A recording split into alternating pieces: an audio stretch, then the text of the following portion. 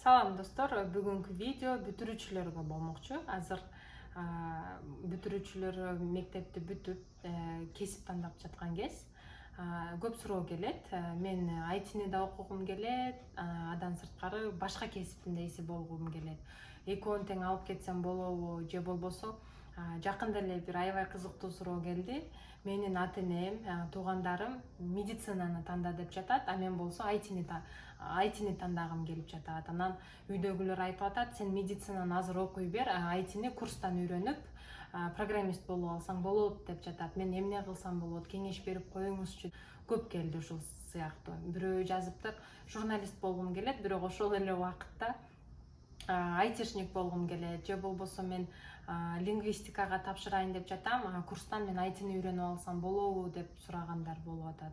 Ошолорго өзүмдүн азыр кеңешимди, оюмду айтып коюй, ушу видео аркылуу айтайын деп чечтим. Негизи эле кесип тандаганда сен буну тандашың керек, буга бар, тигини алба деп айта турган адам мен эмесмин. Мен сиздерге болгону өзүмдүн кеңешимди айтып жатам. Кандай кылса болот, эмне үчүн буну тандаш керек или буну тандабаш керек деп. Ар бир кесип ардактуу.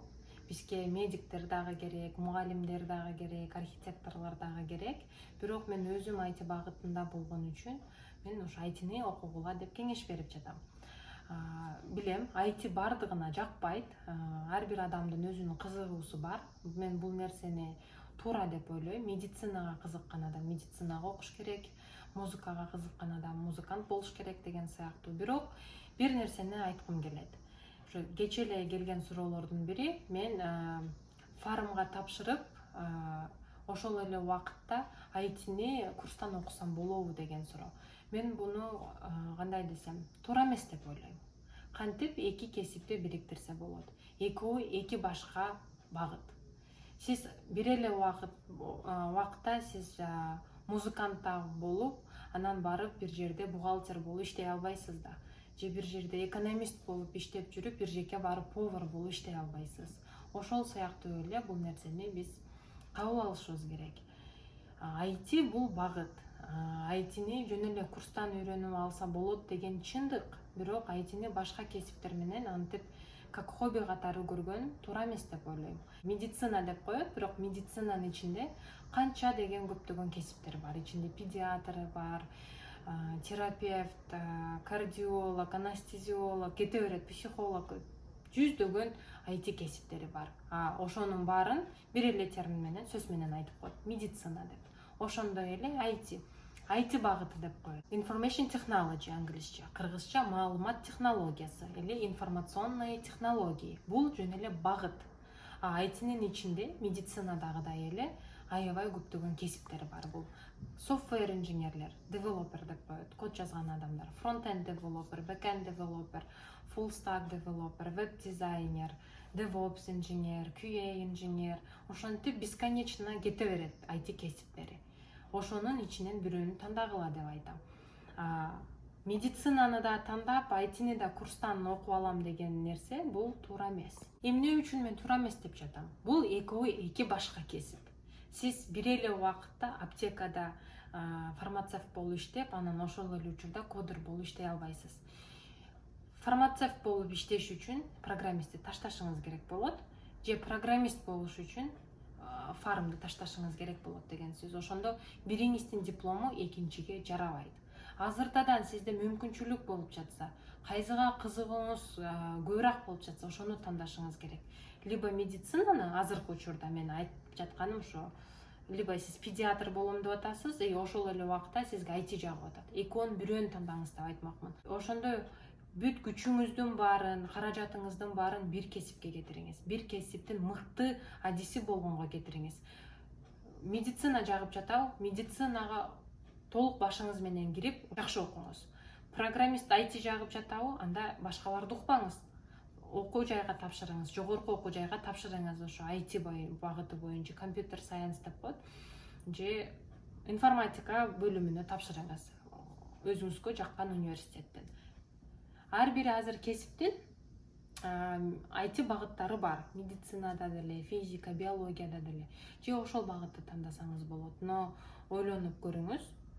Айти менен кесилишпеген кесиптер дагы бар. Аларды сиз канча кааласаңыз дагы каалабасаңыз дагы бири бирине кошо албайсыз, экөөнү тең алып кете албайсыз.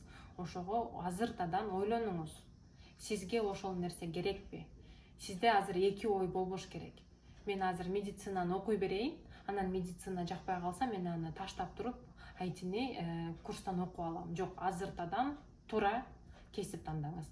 Өзүңүз айти тандагыңыз келип жатабы, айтини тандаңыз. Ата энеңизге, туугандарыңызга түшүндүрүп көрүңүз. Мен медицинаны азыр окуй берем, анан курстан код үйрөнүп алам дегенде аларга айтыңыз, бул айти бул чоң илим. Ичинде аябай көптөгөн багыттар бар, докторлор бар, профессорлор бар, академиктер бар. Ошолордун бири сиз болуп калышыңыз мүмкүн.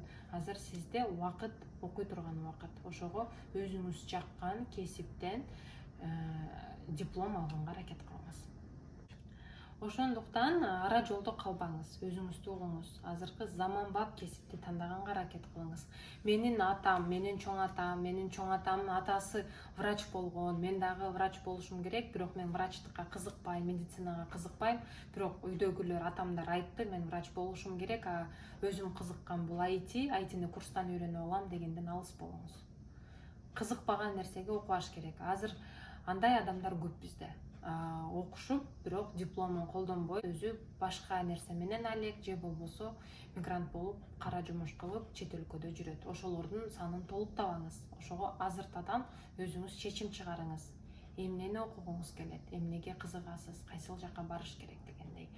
Азыр бизде коомдо сөз жүрүп жатат, что айтини курстан эле үйрөнүп алса болот экен, анда мен высшее образование алып зачем, анда мен үйдөгүлөр айткан эле багытта высшее образование алып берип, айтини мен курстан үйрөнүп алам деген. Эгерде сиз айти багытында окугуңуз келип жатса, университеттен баштаңыз. Сизде азыр окуй турган убакыт. Азыр 11 классты бүттүңүз, сизде убакыт бар. Ошо айтини 4 жыл окусаңыз, сизден мыкты айтиси чыгат. Жогорку билим, диплом ар дайым керек болот.